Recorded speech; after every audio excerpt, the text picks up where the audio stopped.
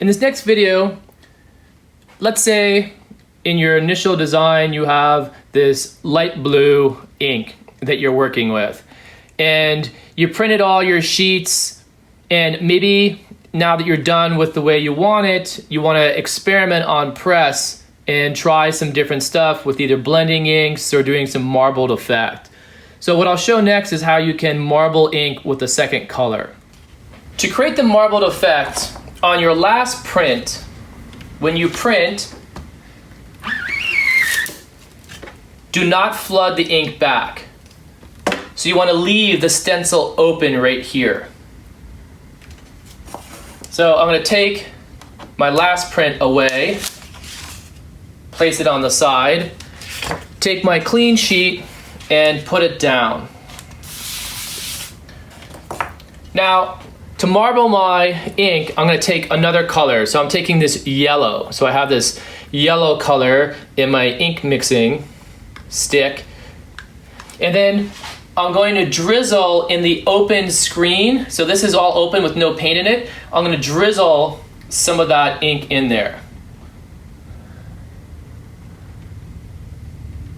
So I'll take some of that ink and I'm going to drizzle that and marble that in there. Now each print's going to be a little bit different.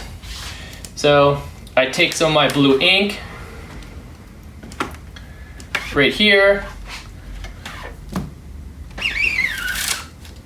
I lift up, I put the squeegee back. And now what I've done is I've taken and I've marbled the other ink in there. So you're always leaving open mesh. So once again, to repeat the process, take my sheet,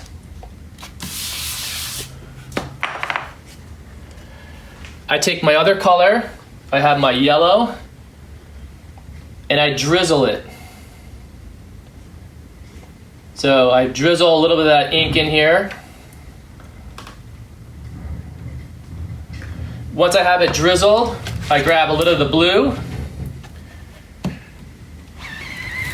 print back, I lift up, I don't flood the ink back,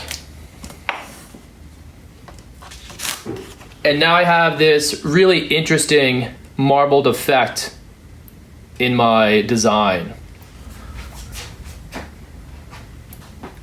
So here's a close-up detail.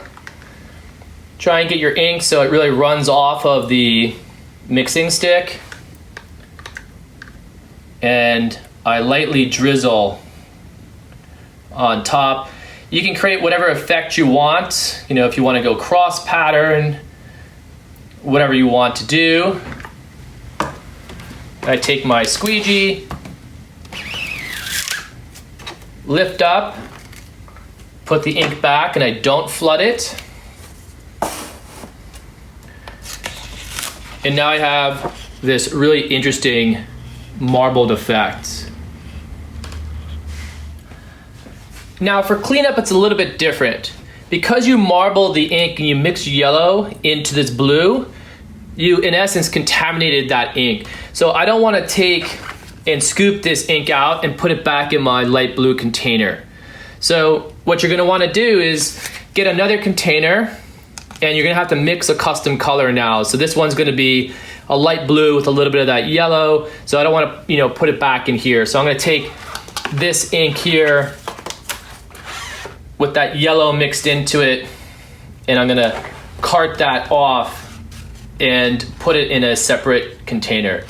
So you can really see in there's some yellow and some blue, and I'll make a custom color out of it, and I won't contaminate, this ink container here.